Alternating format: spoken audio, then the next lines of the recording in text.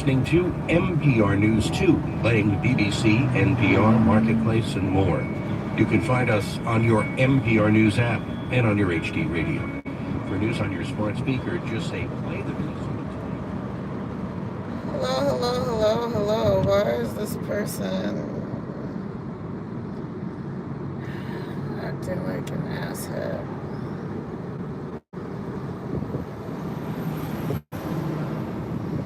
Child. It's the driving for me. Hello, hello, hello, hello. Welcome, welcome, welcome. I'm on mommy duties. I'm on my way to pick up my kid from school.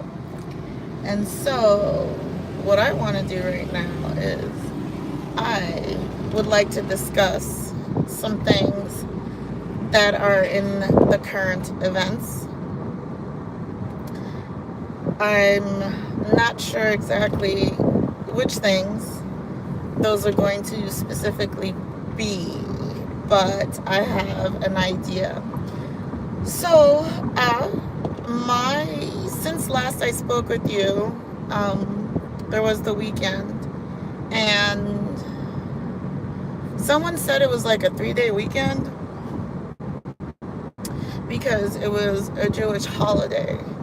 And I mean, there were a few people who had, I could smell like yard fires or whatever they call them, bonfires.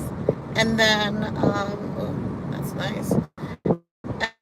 And then there were also, what else? I think like people across the street. I need to go straight because I already know that this is not one that I want to do. But oh, they fixed that garage. That's so interesting. Anyway, ADHD. So there's those townhouses back there, and then we have the mosque up ahead right here, and wait, it will come into view soon right here. So this right here is the St. Anthony Mosque. It's in the basement. So back in 2014, like turning over into 2015, there was that whole hoopla in St. Anthony Village about the mosque, and a lot of otherwise reasonable people who happen to be white, and what they say is they're small town. That's what they say. Okay. I will tell you this right now, that I have lived in small towns that are filled with white people for the majority of my upbringing. And I have lived in those towns in Europe and in the United States as well. And I promise you that the level of offensive, racial, derogatory language and behaviors that take place in the city that I currently live in, that's supposed to be a small city, doesn't... What the fuck is going on? There's a bunch of like...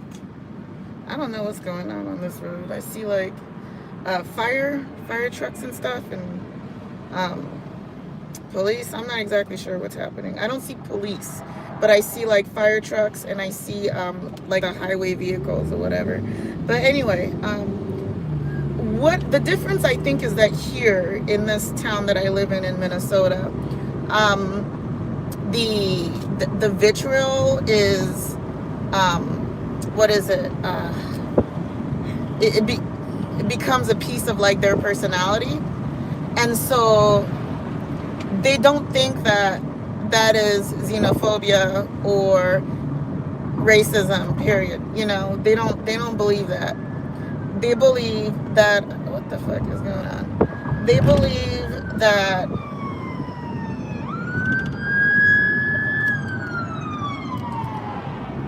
they believe that it is merely like their town, and we, people who are, I guess, old white Christian nationalist views, people who don't hold those don't belong in that town or in the city, in my city as well, because we share the city, man. Like, we all here. Like, so I don't understand why, like, the government, this leadership, can't be in place to protect the community as a whole.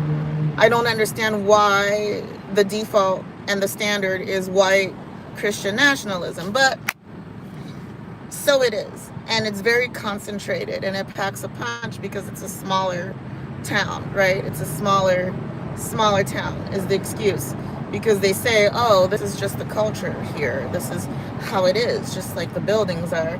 And it's like, so you are not ashamed that white Christian nationalism is your culture. You actually embrace it, and you're proud of that. Not really understanding that white culture is really just what, my white friends call capitalism, right? What they call the oligarchy, if you will, and how they talk about you have to dismantle class first before you work on racism.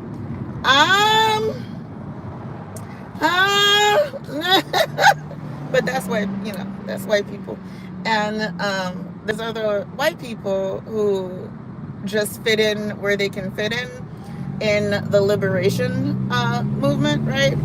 And so you'll see those who will stick to talking to, their fellow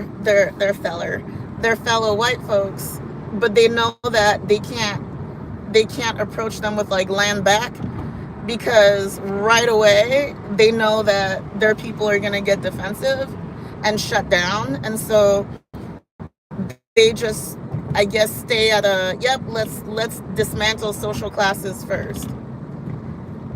And so it's interesting. There's a place for everyone.